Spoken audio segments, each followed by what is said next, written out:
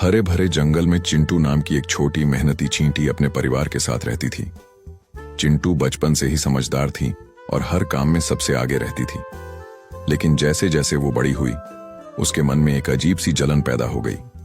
जब वो मोर को नाचते देखती तो सोचती, वाह, सब उसे देखते हैं, कोई मुझे क्यों नहीं देखता। तितली को उड़ते देखती तो मन ही मन बुदबुदाती, काश मेरे भी पंख होते। यहां तक कि गिलहरी से भी जलने लगी थी, जो पल भर में एक पेड़ से दूसरे पेड़ पर कूद जाती थी। धीरे धीरे चिंटू का ध्यान अपने काम से हटने लगा। जो पहले सबसे पहले खाना इकट्ठा करती थी, दिन जंगल में तेज आंधी और मूसलधार बारिश आई। पेड़ टूट गए, नाले उफान पर आ गए और कई जानवरों के घर उजड़ गए। तितली के पंख भीग कर भारी हो गए थे, गिलहरी का पेड़ गिर गया था और मोर की रंगीन पूंछ गीली होकर जमीन से चिपक गई थी। पूरा जंगल परेशान था, लेकिन चींटियों की कॉलोनी सुरक्षित थी। उन्होंने गहरी मिट्टी में मजबूत सुरंगें बनाकर अपना घर सुरक्षित रखा था।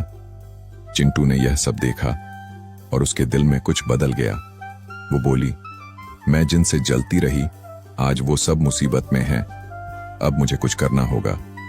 उसने अपनी कॉलोनी की सभी चींटियों को बुलाया और कहा, हम छोटे जरूर हैं, लेकिन मिलकर बहुत कुछ कर सकते हैं। चलो दूसरों की मदद करते हैं। सैकड़ों चींटियां लाइन में निकल पड़ी।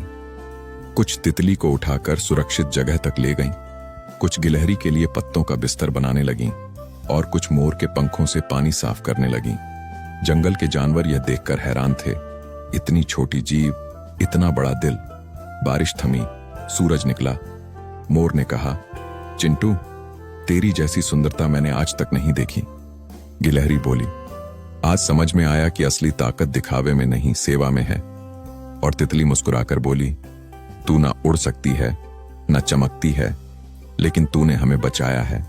तू सबसे ऊपर है। उस दिन चिंटू ने पहली बार खुद पर गर्व महसूस किया। उसे समझ आ गया कि हर जीव की अपनी भूमिका होती है।